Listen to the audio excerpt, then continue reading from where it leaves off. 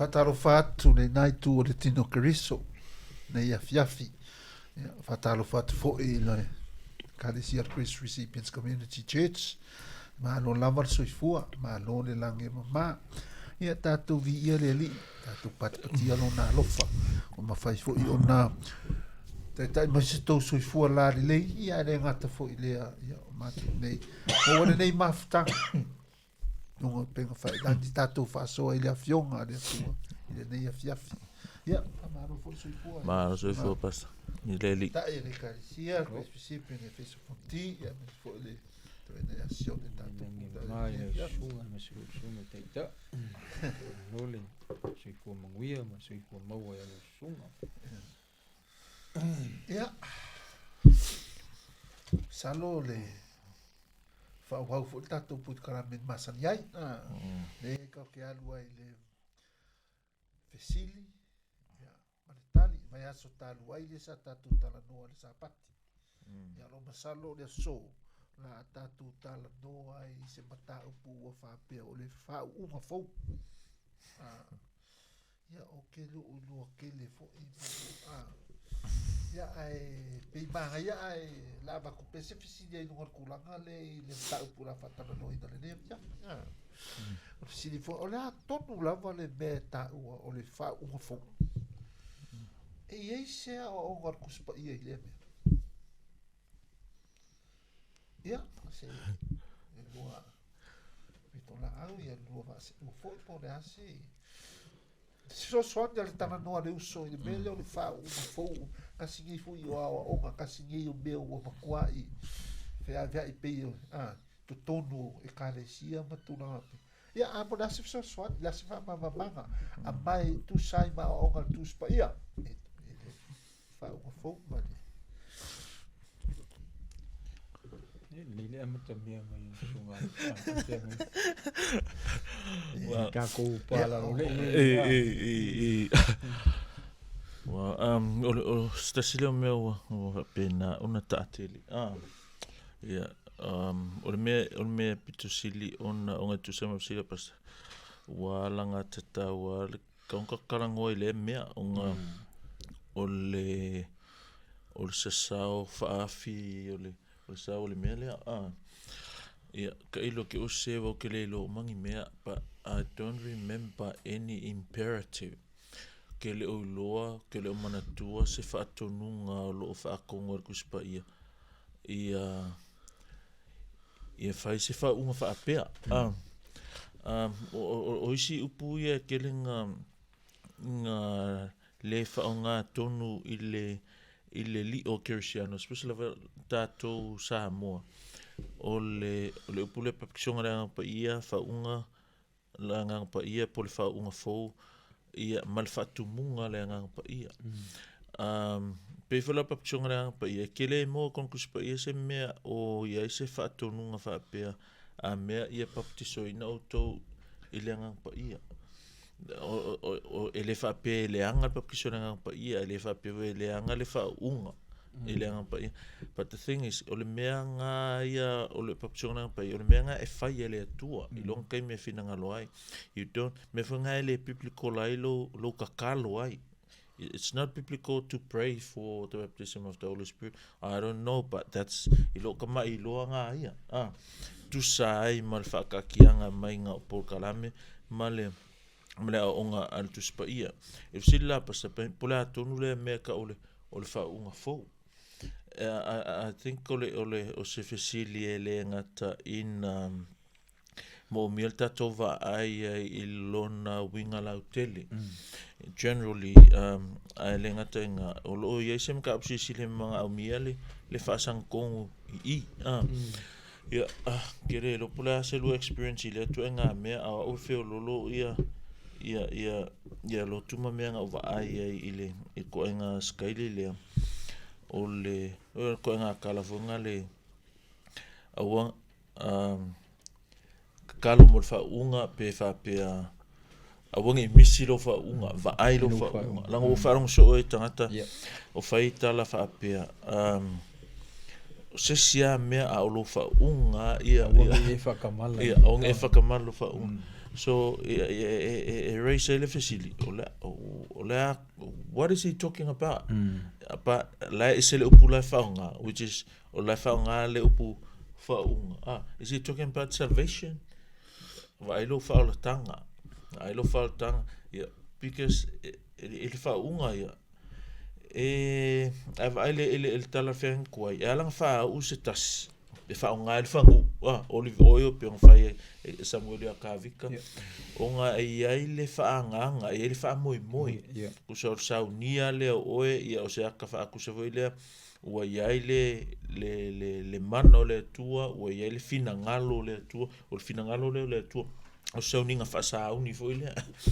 Ia pe onka koilo le ata o le fangu ia il fe kwai ka fa pe le nga pa ia. Me lo la ia wa fio le nga pa ia ilunga. Il fai mai la leng fe me kala Yesu e alua fio mai nga pa ia. E sili aku kako sili atu Kerisiano lo le mea nga fai il fenga in kuai po se tupu po se perfecta po ai lava o sili atu tato ese le nga foi le wa fio le nga pa ia e tonu ia tato o le fa unga foula le sango ngai pasta. I don't think ese mea fa pena e kusa ma unga kuspa ia o mero te lo e kasi lava le ke me kupole me le inga o aveta toma ma Kerisiano o ko nga fu inga le fa pea o sili akulo pa ia sili akulo ma malu sili akulo power ngai loa o fa me la ia le ma ka kier fa unga la ia but that biblically that's a wrong word to use kama pe ma ka kier fa nga inga be le fa ia le me alofa me apenga alanga me pe usile kul mana ya o el mana le ya o pol mana le ya no ngai. I don't think if aplica por nga me ya tato wa ole mele kele i lotu Pentecostal le charismatic. Ara fa pengara kala la ngai si loku e ka ola ko Pentecostal ai le charismatic. So o menga ya nga titilo ya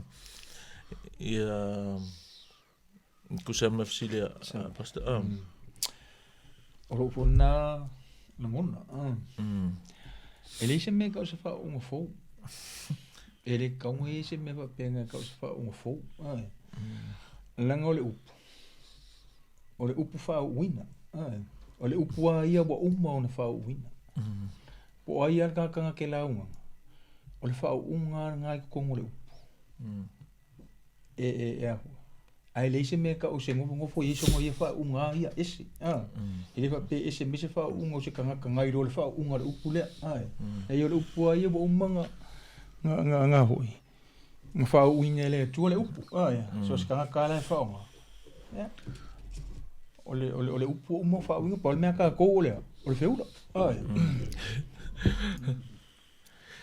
I think if falling mai ele mele ko nga taltunga vunga le ai ma fa manguia mai le tua ia oi po se me fai ngai ro kan ka nga fa u mai e lo fa unga e ma ko langa e sa nginga nga ma makai male vai aso pa wale le mele karangoa ia il ka ka fa unga ola lo ma fa what does he mean when he say faauuga o le polega lei ai o mea masagir kalangoa ai na foliga mai lo la ia lo se mea kauga fai po le mea kauga ai but the thing is kako vai fale kusi pa ia ele wa ese ar mea alo le faamamafa ese le mea le masa paulava le mea a felega pa ia la kau me fe tatou o le faatumuga le agaga pa ia mai be filled with the Holy Spirit alava vose kai mea kusa ma por kalame ale al faatonu le Talanoa le Uso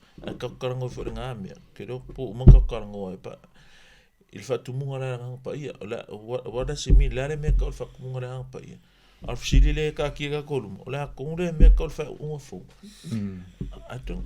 biblically ele se mea faapega faapeuegisi o loo aoao pe la unga i ka inga isa ili le faauuga fo le let me tell that's not biblical ele kusai ma unga kuspa ia pos perfecta la pos apostolo so ngi e faia le ko nga ka that's false teaching humbly say that. Nonga la o le saongo le afiafinei saongo a whapea mai o kamara ke leo Faauuga na e le pipi ko le whamkaranga le. Wa o pe o le kele anga le mai so le o kamara ko ke leo Faauuga. Pe o le semka upu le ka o funga mai so le ka la ko ke leo Faauuga na longa pe o melanga o le ka o ko le fisi de Ko kele no sa o nga ko ina. I don't think so. Kusa uma Faauuga kako. Kusa uma we are indwelt by the same spirit, we are anointed by the same spirit, and that anointing is once and for all.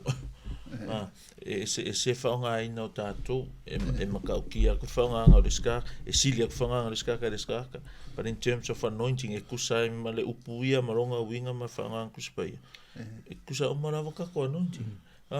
Langa wa whalo mea whapea, ngara o wharongo ka maalora whai mai. Ole leanga furo loko pe ava aia kua kelele anointing aia. Ara si mea whai mai, e kauanga kelea kule anointing a whewhi au lo sesia oko.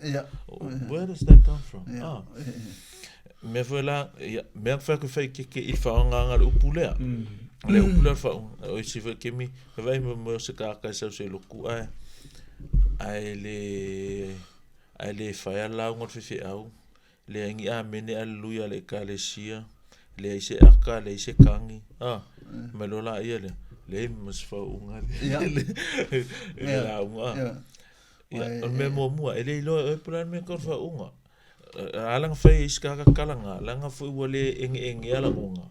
Leon kala, o la sau ngaia, puleanga ia me fifa alongo. So he come with the expectation.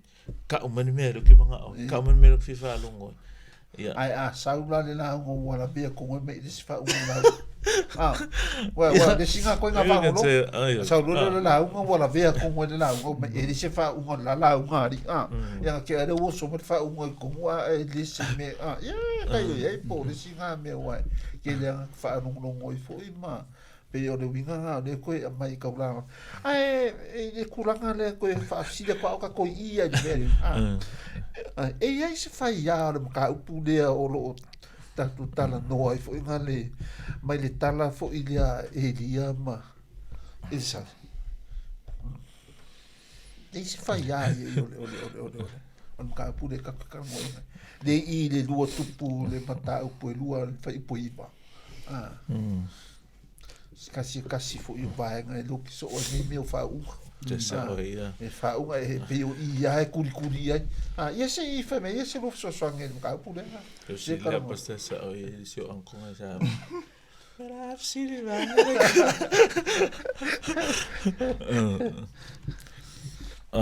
it's a me Elia ia wow lesi kala lea e piko siringa ke le fakuskusanga ma Faauuga ai I le mele le ko kinga inga ia Elia mai sai ile mele ia o kalanga I think I'm gonna read it ele family ia lua tupu lua iva wa umona la sopo iatu ona fa iatu leo Elia ya Elsaia fai mai ia pe se mea u te fai amo oe manuele I abe seina u ia te oe ona fai mai ai leo Elia ia fa alua mai lo wanganga ia te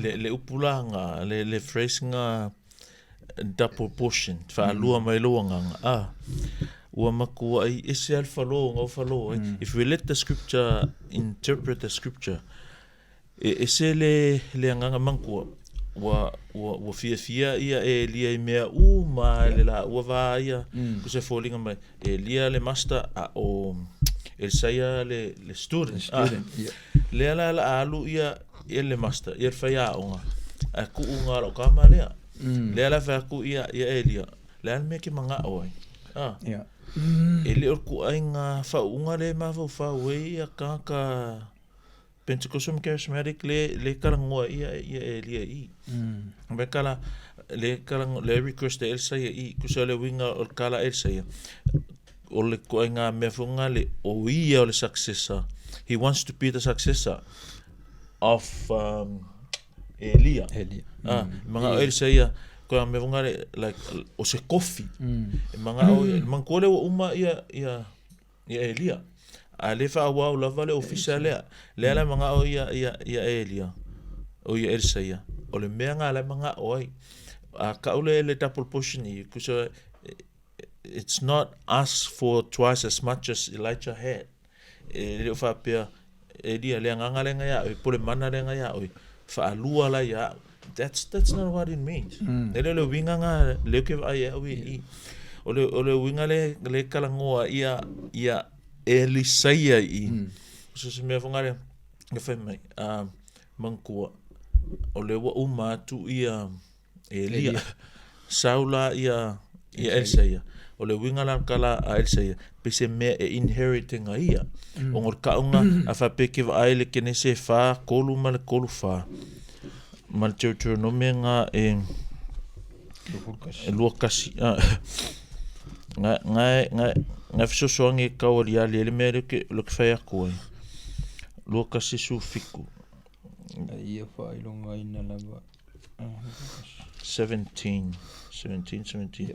me fa pe but he shall acknowledge the firstborn o le kala ngoi fa nga o le finge e favor ai kama lo me fa nga o le favor ai pe nga ia apela amu fa me la ia le the son of the unloved by giving him a double portion of all that he has for he is the beginning of his strength to him belongs the right of the firstborn le mele fe me ia kala le kene se o ia a mose I Deuteronomy le I kula fongo le kusa lava po la ulu makua o le kamal fingele ke le favor mankua ke minga ke me ko lua kanga kusa la po la favor ia kamaka le fingele kamaka ai mo fa ngau ia fingele le angvale so kusala vala pekele fie fingele anga makua lang kama e mafai e kaula vanga ave ia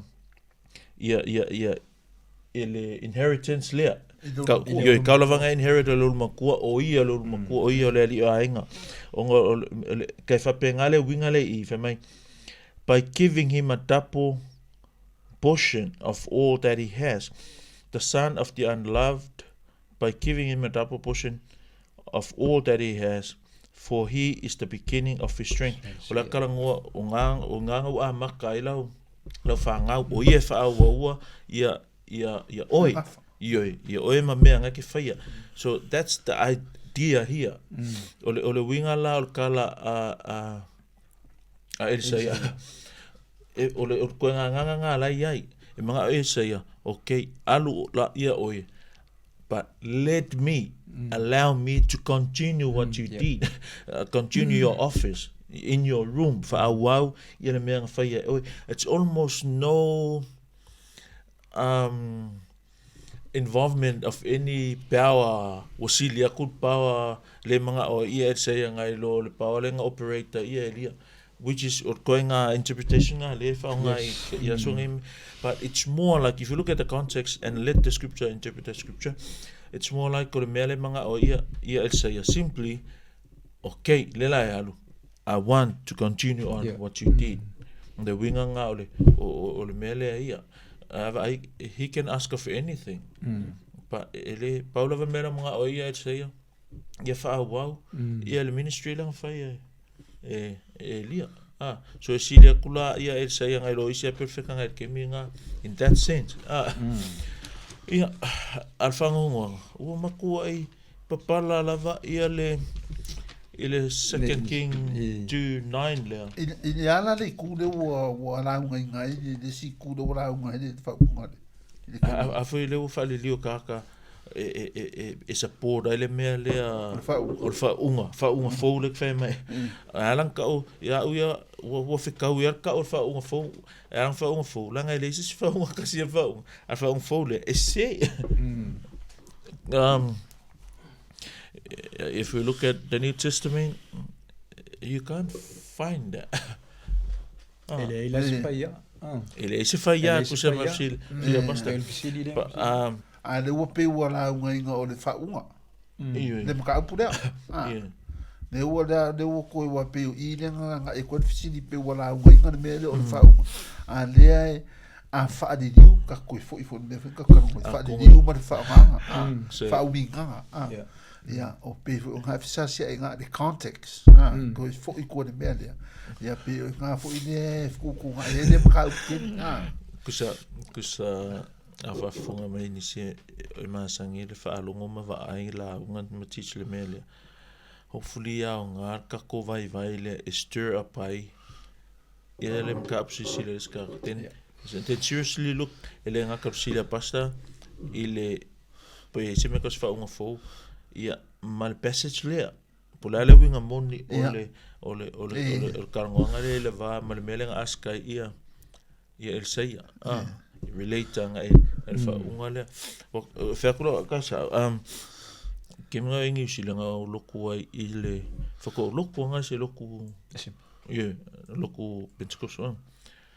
Ia o le mea la ke ia uia ia ke le whaara mua uia ia le alua le whai au mea sungi ke le whakula whapea o ai wasilia o ai but o pōlenga o kangaka o pōlenga o kangaka la alua ia I lea mea whapea gotta stop somewhere gotta be stop somewhere le whaau au ranga le whtau ole manga o ngā ia o Elia o Elisai pēha whaingo fie let him continue let him continue let him be successor no whawhkai o le ua kawaka kamayaka kua kisa whipui man ka uporo Talanoa ina le fwe ua mangingo mai le vaenga le I le lua tupu ke le akula experience a sunga tu ina loka ua I mea ia kau whaunga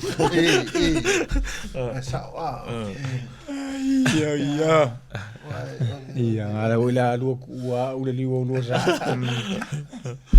ia whawhera peo me o whaunga o kofi la ka unga whaunga ia whapenge ia anea ua pidi ia tu ino loto ia paise kako lotu ia whai whaunga la koe ngā whaunga lea whaunga ngā leo tein o tein o lea la iei whaunga ngā e whaunga ngā mangingo le leifon ngā whaunga ke ua ia o tein la le vaenga ngā ia o lau kako ia le vaenga lea se kua whisia kua la le mea lea o le mea la le kakau o ngā o awinga lea se kasi lea mea ta ua o le whaunga fau I tu tono o le lotu e sa o lea e le kakau ngā o awinga lea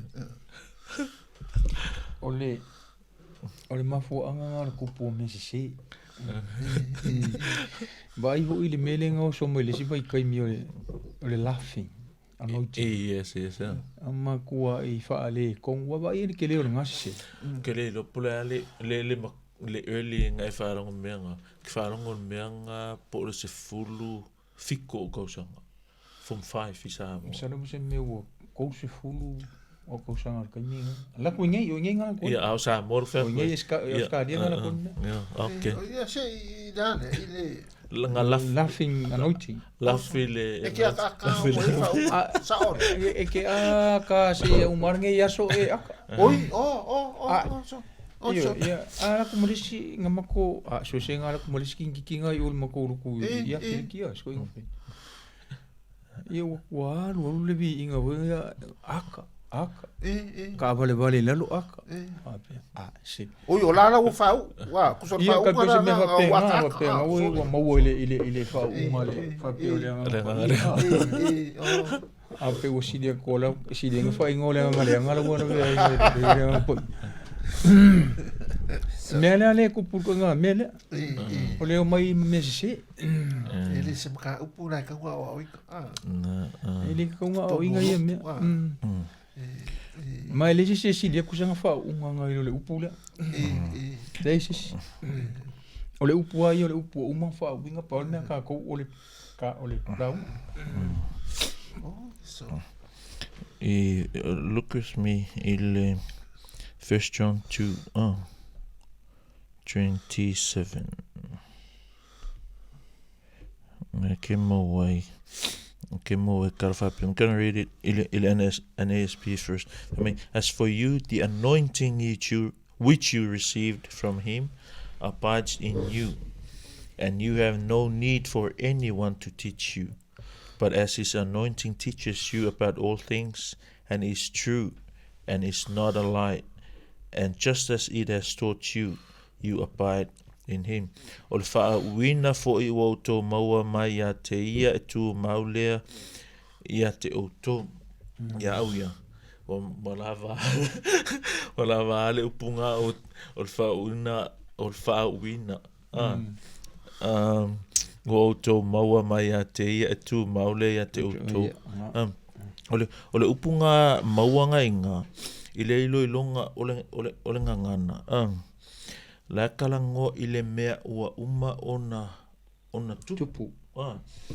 O le mea vunga le ua happen once and done. Happen once and for all. I le koe sisi me i koe whai e pia whamakala ia au ia le o le upunga iai o le lampano ngā declension la ia lea i la pete means it's past tense, it's aorist, and it's indicative, means it's history, and it's done in the past. You already received that anointing. Leala fe ma ia Ioane I ua umanga ngau totalia pa ua tō maua le whaauga lea. Fa melola ia lea. E tū mau lea ia te outou. It abides in you. Longoinga. La whaauanga ia I kong, as long as you are Christian, longoinga. O le iai whaunga le whaunga le in other words e whaavavauanga ia o e whaunga le e langa fwoi o lawe a tātou lea tua o e ka kole anga pa ia e kusala markala lea mai ua maua e outou mai e tū maule ia te outou e lea o ngā fwoi o nā o ina atu e stasi ia te outou e lea o ngā koe tichile i le mea lea ele kaunga koe alakusisi whai aku a mea ale a vaile le upunga anointing le I it also means assignment ele upunga ele nganga kusi pa ia le anointing le I it also means assignment o le upu le Christmas anoint or assign o le whaunga inga it's more like o se mea langa a mai a ka koe whai. Le kau mau e lea nganga le whai nge kaka. A whape whi mga ai e ki whai mea makau kia ma ia whai alau la aunga. Se koe me whai, le karakus pa ia le sa vali ia pe ke lu ai ma lo ia ma ia kaka. These people, Christians today, still want that. Yeah. But ele whankare kua fight through us, but there's no need. Alanga need ke mo pe kelu ia, or ke mi ngā lai kau authenticate ia lako apostleship, male whako a pā i o le tala lei. Ele ni de ka koe aso ngi, but oise Kerisiano, that's all they're going for. They're going for the anointing, they're going for the power, they're going for le koe ngā menga sa vali ai oe ai koe ila susulu mai oe lo mamalu pa ia. We don't need that. Ngal pele ue. Ie, o le o kako malu, o le o kako pa ia, ile li. So, o ese a le whaka ua mawhara walu. Ala ka kia kako kara lenga me la unga maka alai. Ma I whaola ingai, I kaki o le mero oe ia nga whaaro alongia. O leo kako I le maka upu leo se I koe saunga I pasta I le kumau. O le whaunga, kumau. Fōringa mai o se me whairoa kumau. O le whisini la. Ia isi e whai mai se waru ser whaunga kamala. Waru ser whaunga. O re koe isi whaunga. Le whai mai le sauanga, le whai mai ngai. O le whaunga o le me kumau. Si koe wha malama me ia ngal kerenga lengi yo mai so re ko isi fa uma ke ro kama ya tu se sis kama pode ase minga se se fu boku pe re ko isi fa uma ya ala fo de me se I o fa me o se koe va koe fe po le mo mai ka manga o Okay. ngai o ke fuma ma Give le o give le me kuma time, o le fa punga mai o le fa uma kai pe ka ko salvation e i fai a fa pe le ko e fai e ki fa o lo ngalo o le me kuma e se fa uma ya o ke o se me fa pe ngare e le me ne ya le ko su nga fa ma so o le fa uma ka mala va ye la ya le o pe ya kai ya mai pesa so mi tan no ole upule le fa ma fa kusema sia pasta ole tu mau ia pe msalo le skema mo fa mkala ole le upule lo na winga kusa ama ko ima ya fa sa mo ole si upunga inga ole si upu fa liwa inga ole stay ole dwell ole reside continue to exist or live in pole abide o le faunga la le fai mai e tu mau e abides e stay ia tatou longoinga e le se kei mea lua ai le se faunga pe on me vanga ka konka e le se kei mea lua ke siango ai le ke siango le fa ko la kalanga le la as long as you're Christian e le fa pela ese ke mi kele ke siango no le ngala ko as long as fa e me ke siango o le umi fo nga ia fa unga le ya oe pe on fa o isi te mi masalo o le se o le pula fa nga a ese mela ma fo fa oe because we are commanded, we are ordered to be filled with the Holy Spirit. I le se order fa pe to be anointed with the new anointing of the Holy Spirit. I say me le se kala fa pe ngus pa ia. Lang fo le fe me e yong le first 2:27. Fo a wangi ko ya o inga o ko si ve me ole anointing go umanga anoint sai o ko dwells in you, stays in you. Le ko le se mo ko.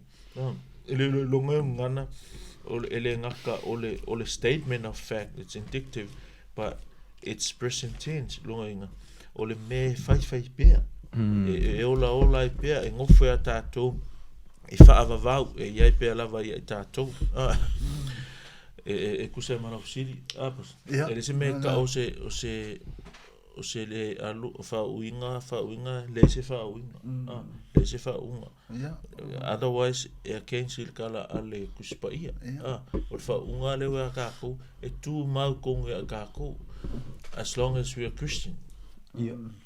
As long as we're Christian. As long as. Yes. Ele va pela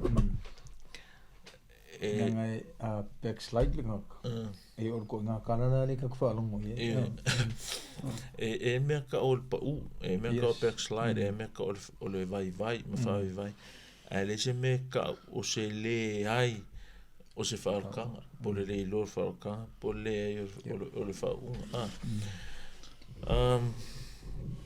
o ke le ale le fengu mia I think one of the passage, if just wrong, 2 Corinthians 1:21. Oisa olanga oiva veranga su. 2 Corinthians.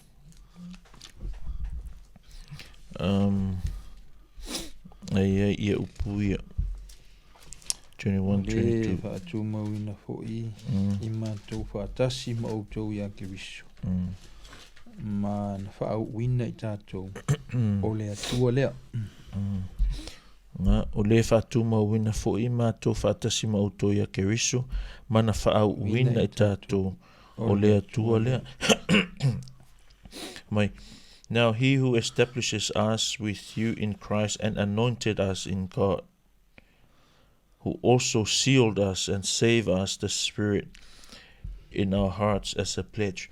Vai fa punga lu fulu mai o le u fa mau fa ilonga ina mai tato ma o fo ina mai le fa mau ni o le nganga I tato lotu ole kalanga inga ole le mo se me nga e ko mamulu ese ole fa tasima Kerisiano fa tu ma wina ole fa wina ole fa mau fa ilonga ina o me nga o mea ngai le mwhain koe ava ese Keila o Fisilia pasang fai mai.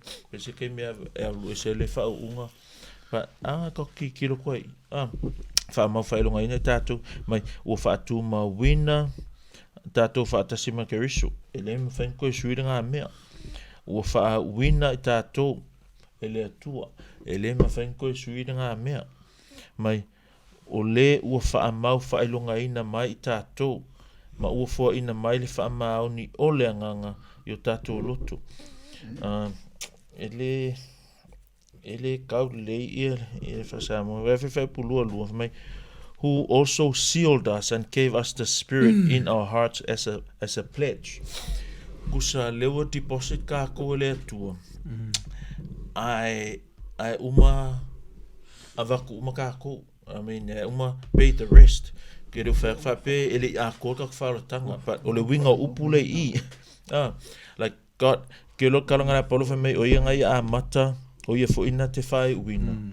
That's the same attitude le I. Fa mai, who also sealed us. O leu wha mau whailunga ina I tātou, ma wha mau wina I tātou. I le anganga pa ia. Ale ka ua I le Faauuga, ma le whaatasi ma Keriso. O le ala whaiaku, o mea ngā, e le ma whai o ngā ave ese. O le Faauuga, o le sealing, asea, langa fwoi, o laua uma o ngā wha mau, ele atua. Ele se Faauuga sau koe anu. Langa mele e ka alo, e ka kouma, mawhau, e te mawhau I langona. I mean, people operate I tatu langona, I latu langona. A whaangoa pe le fia, pe low I lako emotions. Whaimela I leo le se Faauuga. But we don't operate by our emotions when we come I le upo le atua. We go with our heads. Kau ke o mo tātou mawhau. Wa o kako langona, o tātou loto maka kuspa ia o le mea kau wha ole.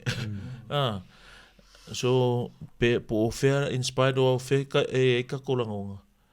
We gotta go by our knowledge. We look at the truth and see. E kau ke muli ai. Yeah, again, o le upuvanga anointing, it's in aorist stance. It means o le kalangoa I le taimi tuana. O le mea o umanu tupu. E tu mau e iai pea lava, peke fia linga, peke le fia linga, e le suia, le mea moni o umanu kupu. O uma o ngā whauina I tātou.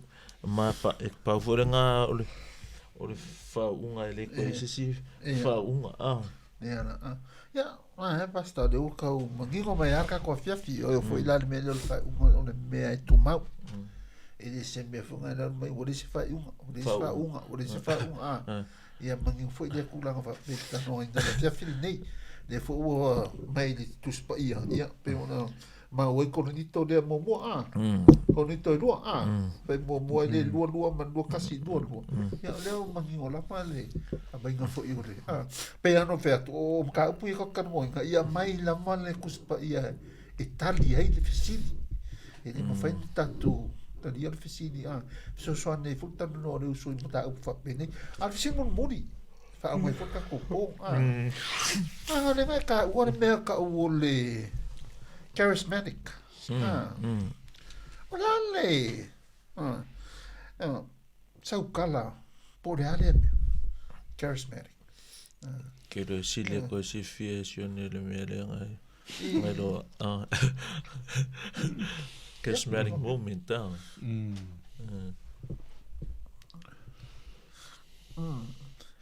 Wa ma wa ko ta so te mi alu ta tu ko kala me ia pe me alu fa si de ko Fi fesa kala ile merato. Well, charismatic movement, charismatic kia o le transliteration o upueling ye lua charis means grace, mata, gift. So we can say gifts of grace. Le wa leipolai ma fa ingoa le se ka mo fa sa mo le charismatic po le paka ko a fa sa mo kusa I mal fa nga le fa kusa ole vaenga le fa ma fa I me alofa me alofa kama fa ngai Perfetanga, kaukala inga nganga ese, ia man mere fai mai ia Sione o le laughing spirit. Spirit, yeah. Charismatic langa. Iyo, ko ngā mea ngā, Bifa mafai la kūku la langa. tola fa mafanga. Mo silfia e tatu, ele iangi mea fa apea ile pole lua se lau kautsanga karua. E fōnge mai. About 1906 i oi i karfongia. Ngai iai le revival nga fai. Ale mea maalia na o le kale sianga sponsor inga. Markelo feife au ngai iai. O le mea kisi. Kusala afa fai ngofia o le charismatic movement. Nga fa ngau mai feife au mea kisi. Le ala ua alu mea kisi asnomu. Leo ke le kifa ia au Kerisiano o mea lenga fai mai i rauli i ngai Azusa Street LA, California. Any AOG Christian, any charismatic know this le mea lenga karang koe. Some of them silia kulako lo ngai lo kako i le mea lenga. But the charismatic movement level ia o la vaenga e wha ama mawham whakaua mea ngā pe a le okele ma eloquent ma action le fai au e la unga mea pe ngā a le inkaka ko ulu a le ingi va venga e le maanga ia. So charismatic movement la ia, that's what they are. O le koe ngā skaili lea o mea alo fale anganga o le mea kupu le aso ngā le amakanga i o Azusa Street. Kusa ua pe ua vava aika ngaka ma experience fai mai. You know what happened last Pentecostal in Acts 2? That's exactly whape ngā meren kupu i. But that's wrong. Ele whalua inga last Pentecostal. Ele kasi lava Pentecostal. E ofo la isi ka ngaka loko Pentecostal ma charismatic yaso nei. Ele ka ia I fua isi Pentecostal la a Pentecostal e charismatic lo whea tuai. O la lava kakalo, o la lava hope, o la lava e mana o nao. Ia sisi mea wha apea, peo la so Pentecostal. A ele koe kupu. Ele, a sa mea koe kupu, ele koe need. Ua uma ngā whio maile ngā pa ia o whailonga ngā kupu e mea pe ngā. Ele koe ei sisi mea wha pe ngā. Ua la wanga mea ngā wha baptism of the Holy Spirit and speaking tongues. Yeah, mua. There's baptism of the Holy Spirit. It's not the Bible baptism of the Holy Spirit. They know a different thing. Ese baptism lang pa yele lo ka ko tusam la on kus pa ya. Ese baptism lang pa yele lo e avanga charismatic. O baptism lang pa yele lo charismatic. Speak in tongues. Yeah. Ma signs fa pe nga prophesy. That's not what we know. That's not what we believe is what the Bible says. O charismatic movement nga. O le whaataua, o le whaamamafa, o mea alofa. Ke le whaakula whape, e le anga mea alofa leo ngorkala. Ua makua I ese ai, ma le mea lai manga o ile atua ilanga loko e whai. Ele o mea nga, a whai maisis, o le mea, lo inga ele o mea nga, la whai ele o mea nga, lai manga o ile atua e whai. Ilanga e ka le sia. Ele o misionga le alaya mai, ia o koka kala nganga ese ma prophesy ma. That's not what the church for. Koe ngā me whanga le whai mai, ai di kau kala nganga ese leisi. Nisi whaunga. Nisi whaunga.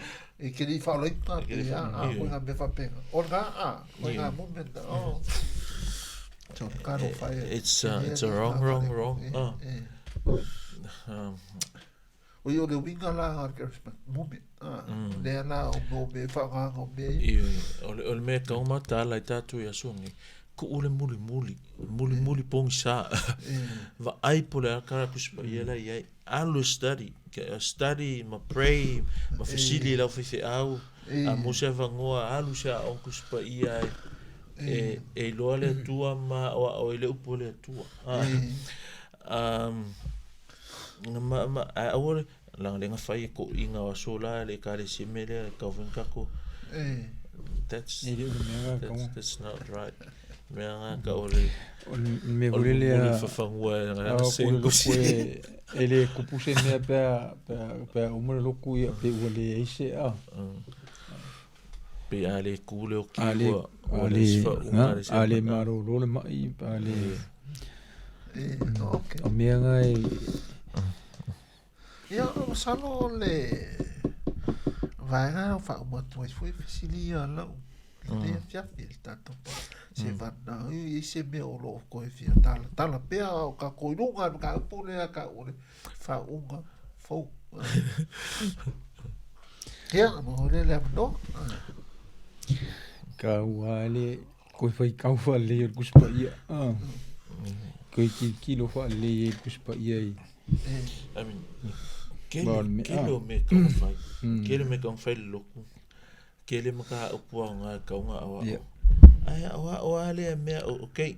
Afa pela fa pesi po why I talk like this. Because this is what I want to know. What is that has to do with the mission of the church?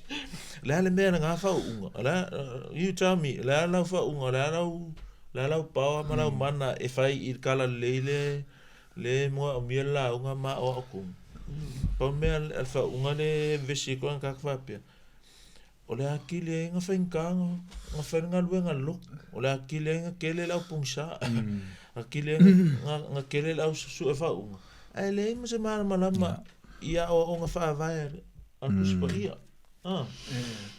having say that ia e pulea ska funge e Faauuga o langa va ya afa pe le mela ia la fata u fa mo fia marken le autunno tanto por calamita le no le so swat e le fa pe va tu da kuia o le valu valu ma fa tu pe ia ma fa so atu foi tana le a o le fe me ka ki o kala ia pa o le si vai ngale ka ka ko fai ia e so so o polenga vole ke u ka u ia ko kala vole ia su sa fa e la ukele le o le ile mala ia la kile o le ka u ngai kupu me nga e ka ko o le se malele ko kilo fa le ku spa ia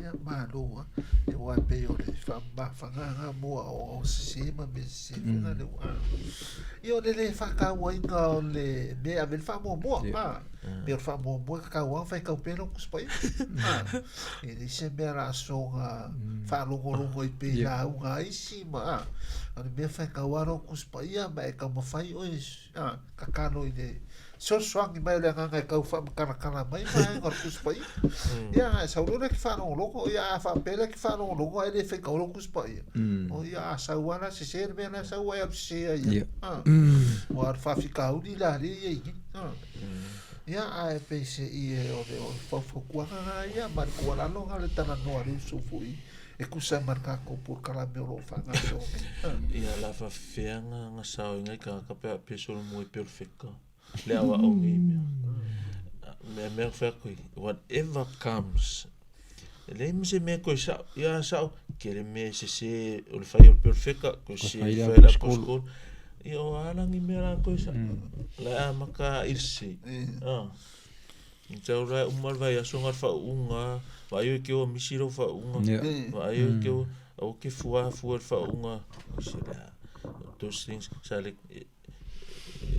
sale ko ngal mo ai gani super existe o le kulanga o le si mele ma ui me o le fa li unga male fa winga o fa fica o que le nga le o que sa ma ko ka krango le so tulu ma sta ruai ia ma ka krango fo le le alu le nga lui paulo fe foi le tamsek fa me nga vai paulo nga ile ko au fa ko le wanga ma ka mo se fa mo molia se ko fa ka mi pisa o vai paulo le ko le ruma a fa ka mo me o le mala malama la se fa mo molia o le mala malama le me ka me e do fa me ku spa io le ko me le o le ko le o no fa mai o le ko fa se fa mo molia ko fa ka mo e ko e do fa mai ku spa io le ko o le mala malama a ko a fa ko fa winga me fa penga o ki do ide wal me mo ya nga o si me fa me o mar so for la ka pe ya eu fa me la wali o pe me ko nga winga na be ko la fa uma ala ko man ko confirma va ai comment ka ko pukarame es ga ka comment me la wali ele lo kuspa so o rengo ka pukarame Talanoa le Uso so o le inga kala o le Kerisiano ma le Kerisiano we talk we share ya awang e ku ia va le Kerisiano ya fa penga so le inga kala ngau kako fa manato o le rafa ko ile mali o kala ka mai le di ele lo kuspai ele lo se kuspai yeah Maria what if you sa I don't know. No, one of the old videos. O ngofo ma ora o me skimo ki ra pese. Ai lo le ya sa o ya. Maria se vai. But that's the thing for. Ya o mata la tato. Tokarango ai ingi toenga me. Ya el que va pe va wa ko ai le va ka ko po sa uma. Ale me ia o le anga ia Talanoa fa so. Ya me makirkila le leftau. Tau o ngala pata ia ma o nai ia le tino o Kerisiano. Famosia tato. Ya, se me ulang-langa iko kilo lei pesa o se ulang papenga. Ya Talanoa le Uso. Ya Talanoa I mta upue langa ai finanga. Ya, ko whakapitu ka se kwa ka ko manolo le. Uma.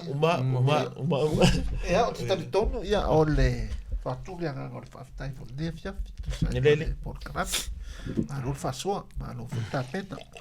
Ya, famanu pera le tua ile. Alu ai mo fa pelo fincalo ya, foi per mano si tino le mafafau. Ya, a fisini da ya o bo. No va se wa lava le tu fa inga ma vai no tanto tu spa ya fa ma blanco foi tanto por carame ya. Me se foi fa na ulo i dunga ka covid ya, ma no na man garue. A lei de ri foi per porto ma no si tino ma fai infatti non per tutti ia au nai ma fai il finga ngano de ri ia au te tali tonu ia o le Talanoa le Uso na le nei fiafi fa manuia le tua i lo loto fa sui fua amene